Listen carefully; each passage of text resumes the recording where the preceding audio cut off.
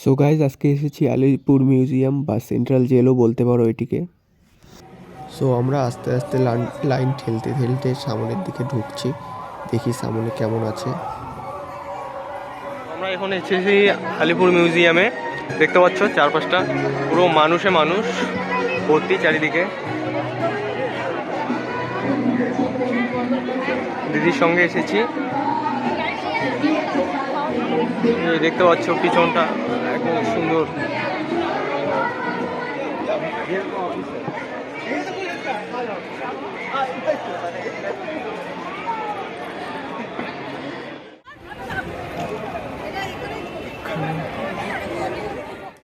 আমরা আস্তে আস্তে লাইন ঠেলতে ঠেলতে যাচ্ছি সেই জায়গায় যেখানে ক্ষুদিরামকে ফাঁসি দেওয়া হয়েছিল।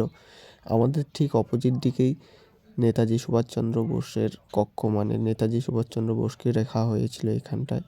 তো আমাদের ক্ষুদিরামের এখানটায় বেশি একটা ভিড় ছিল না, তো আমরা সহজেই ঢুকতে পারলাম, কিন্তু তার উল্টো সাইডে অনেক ভিড় ছিল। হাসি হাসি পরব ফাঁসি দেখবে ভারতবাসী, আমি হাসি হাসি পরব ফাঁসি দেখবে ভারতবাসী, একবার বিদায় দে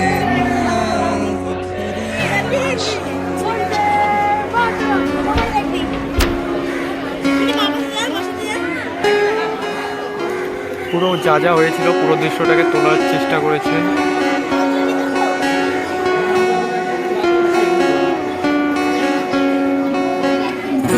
কলের বোমা তৈরি করে দাঁড়িয়েছিলাম রাস্তার ধারে, মাগো বড় লাটকে মারতে গিয়ে মারলাম আর এক ইংল্যান্ডবাসী, একবার বিদায় দে মা ঘুরে আসি, একবার বিদায় দে মা ঘুরে আসি।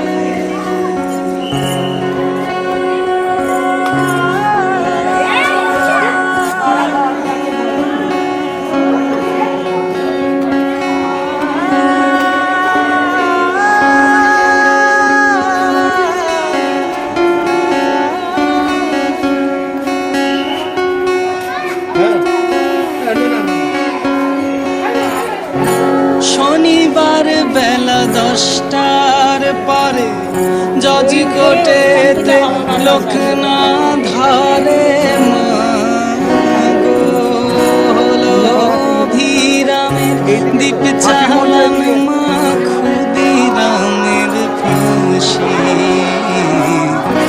একবার বিদায় দে মা ঘুরে আসি, একবার বিদায় দে মা ঘুরে আসি।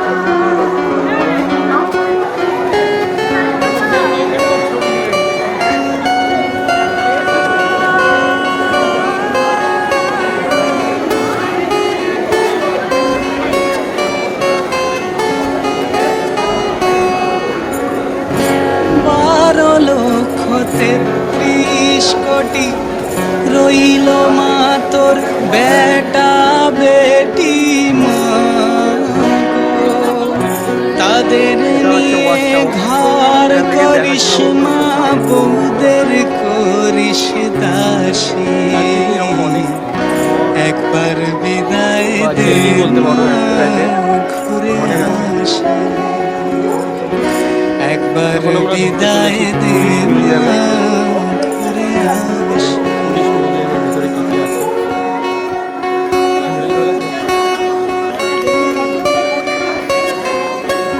পুলিশ মিউজিয়ামের ভিতরে এসব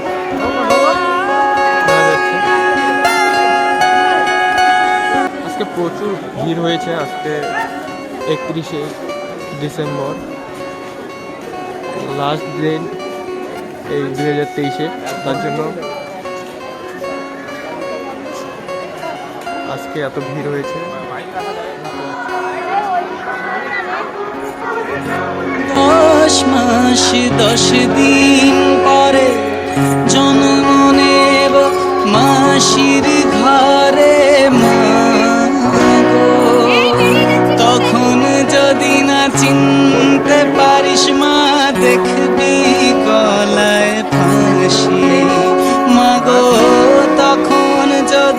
চিনতে পারিস মা দেখবি গলায় হাসি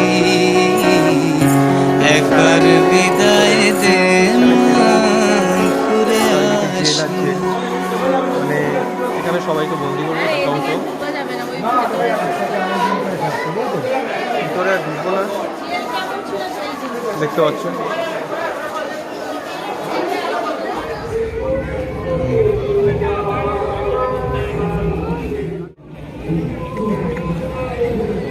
সাইডটাতে পাবেন হচ্ছে সব খাওয়া দাওয়ার সাইড মানে খাওয়া দাওয়ার দোকান স্টল দেওয়া আছে এই সাইডটায় সামনের দিকেও আছে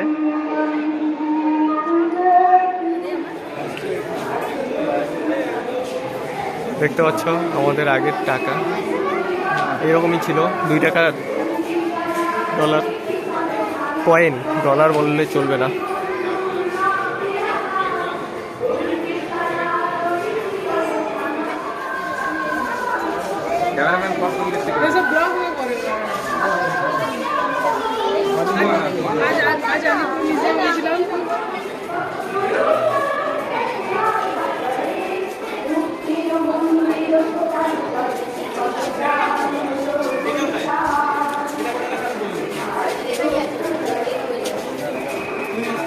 না এটা ইউনিক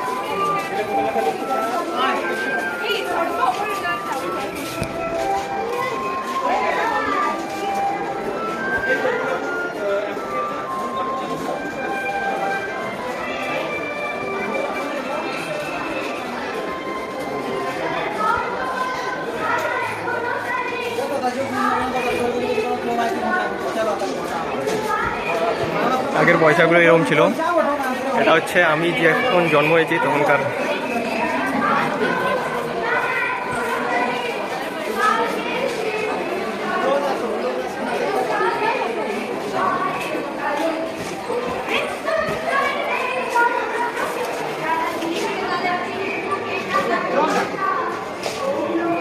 আলিপুর মিউজিয়ামে দেখতে পাচ্ছি আমরা মানে পুরো চারিদিকে সব যত আমাদের স্বাধীনতা সংগ্রামীরা ছিল সকলকে এইখানটায় বন্দি করে রাখা হয়েছিল চারিদিকে মানে গেলে একটা স্মৃতি মানে একটা নিজের ভিতরটা কেঁপে ওঠে এমন একটা ফিল আসে তো বেশি একটা ভিডিও বানাচ্ছি না কারণ বানাতে বেশি একটা ভালো লাগছে না কারণ চারিদিকটা দেখে না খারাপ লাগে যে আমাদের দেশকে স্বাধীন করার জন্য কত কিছু করেছিল এই স্বাধীনতা সংগ্রামীরা